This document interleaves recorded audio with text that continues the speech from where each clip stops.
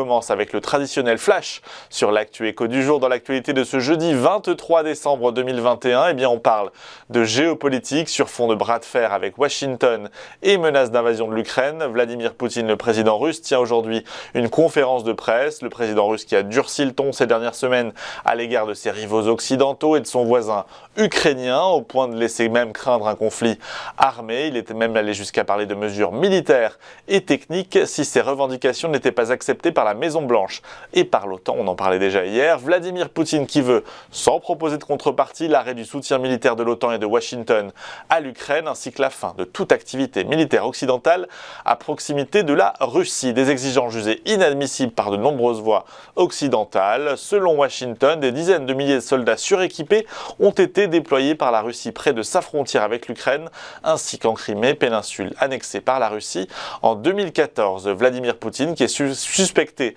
de préparer actuellement une invasion donc de l'Ukraine. Washington et Moscou tablent encore sur des pourparlers en janvier. Notez qu'outre ces tensions internationales, le président Poutine est attendu aujourd'hui dans sa conférence de presse sur sa répression de l'opposition et de la société civile dans son pays, mais également sur sa gestion très critiquée de l'épidémie de Covid. Le Covid, justement, on continue à en parler puisque le régulateur américain du médicament a approuvé hier l'utilisation du traitement antiviral contre la Covid-19 développé par Pfizer, autorisation qui concerne les personnes à risque âgées de 12 ans et plus. Il s'agit d'un traitement d'une durée de 5 jours composé de 2 médicaments antiviraux et disponible uniquement sur ordonnance. Pfizer qui est ainsi le premier groupe pharma dont le traitement à domicile anti-Covid est autorisé aux États-Unis.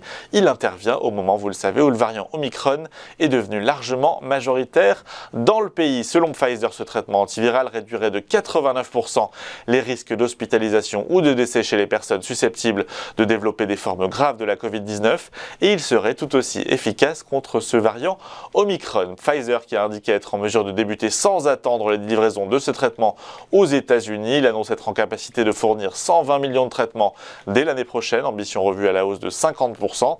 Un premier accord a été conclu avec Washington pour la livraison de 10 millions de traitements. À noter également que le régulateur américain du médicament examine actuellement un traitement par voie orale développé par Merck, mais son efficacité serait moindre que celle de Pfizer. Et puis toujours sur le front de la lutte contre la Covid-19, sachez que Novavax, dont le vaccin a été approuvé en début de semaine par l'Union européenne et l'OMS, a annoncé hier soir que son propre vaccin déclencherait une réponse immunitaire favorable contre le variant Omicron. Le gouvernement français, sans transition, a officialisé hier une commande à Airbus de 169 hélicoptères de type Guépard. Ces appareils qui doivent remplacer certains hélicoptères vieux de plus de 40 ans seront répartis entre l'armée de terre, la marine nationale et l'armée de l'air.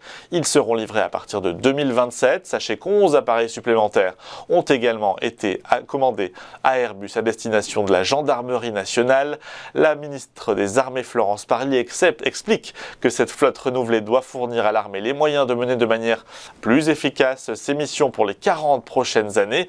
Contrat d'un montant de 10 milliards d'euros qui devrait irriguer toute la filière aéronautique française et maintenir plus de 2000 emplois directs dans la durée en France, puisque ces hélicoptères seront produits sur le site d'Airbus à Marignane. À noter qu'Airbus revendique aujourd'hui près de la moitié du marché mondial des hélicoptères civils à turbine. Airbus qui va donc terminer l'année 2021 en fanfare après des méga commandes reçues ces derniers jours presque simultanément de la part des compagnies aériennes Air France, KLM et Qantas. Voilà pour cet instantané de l'actu économique du jour. Le cadre est ainsi planté. Il ne serait pas complet sans vous avoir donné quelques mots de la clôture des marchés hier soir. Le CAC 40 a terminé en hausse de 1,24% hier.